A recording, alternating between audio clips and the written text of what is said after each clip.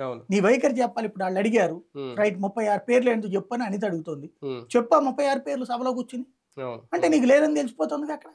హ్మ్. ఆటోమేటిక్ మర్డర్‌లు జరిగినవి 36 ఉండొచ్చు. అవును. కానీ అందులో పొలిటికల్ మర్డర్‌లు 4, 5. హ్మ్. కానీ అన్నిటిని నువ్వు ఈ జమలో ఏసావు. హ్మ్. యెస్, ఇదివరకు తెలుగుదేశం వాళ్ళు చేశారు. నువ్వు అది చెప్పు అక్కడ సభలో కూర్చొని. అవును. ఇదివరకు ఇదిగో సో అండ్ సో సంఘటన వ్యక్తిగతమైనటువంటిది. కానీ ఆ రోజున మీరు ఇట్లా చెప్పారు. హ్మ్. మేము అట్టాగే చెప్తున్నాం. ఇప్పుడని చెప్పు. అవును. ఇప్పుడు హ్మ్. ప్రజలు తేల్చుకుంటారు రైటా రాంగా అన్నది. హ్మ్. డైవర్షన్ పాలిటిక్స్ ఎవరు జేస్తున్నారు? బాబు గారు జేస్తున్నారా? లేదంటే జగన్‌మోహన్ రెడ్డి గారు జేస్తున్నారా? రాష్ట్రంలో ఏ సమస్యలు లేనట్టు వాటిల మీదే కూర్చోవడం. ఈయన గూడా అసెంబ్లీలో జగన్‌నే టార్గెట్ జేస్తూ మాట్లాడడం. ఓ పక్క గోదావరి జిల్లాలు మునిగిపోయినాయి. లంక గ్రామాలు మునిగిపోయినాయి. లాస్ట్ టైమ్ కూడా మీకు గుర్తుంటే ఇదే టైంకి లంక గ్రామాలు మునిగిపోతే ఇదే జగన్‌మోహన్ రెడ్డి ప్రత్యేక హెలికాప్టర్ యేసుకెళ్ళి అక్కడ బోట్‌లో తిరిగెళ్ళి పరామర్శించొచ్చారు. ఇప్పుడు అధికారంలో ఉన్న అధికార పార్టీ ఆ పని చేయట్లేదు.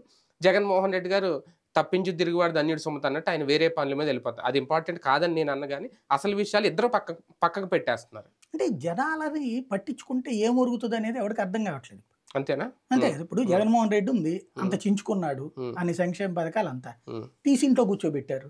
ఇంకా అతను ఇప్పుడే ఏడ కోలుకుంటాడు? హ్మ్. ఇప్పుడు అతను పోయాడనుకోండి రోడ్డు మీదకెళ్తాడు. హ్మ్. అక్కడ ఎవడోకొకడికి ఏదో బాలేదంటారు. సాయం హ్మ్. జేయాల. హ్మ్. డబ్బులని పట్టురావాలి. పట్టుకొత్తే జగన్ దోచుకొచ్చిన డబ్బులిస్తున్నాడని మాట్లాడతారు. హ్మ్. పోనీ ఏమైనా సాయం చేశాడని ఫీల్ అవుతారా? హ్మ్. నంబర్ 1. పోనీ హ్మ్. దానివల్ల ఇప్పుడు ఓట్లేమైనా పడతాయా? హ్మ్. ఓట్ల చుట్టూనే రాజకీయం నడుస్తది. ఇప్పుడు హ్మ్. తెలుగుదేశం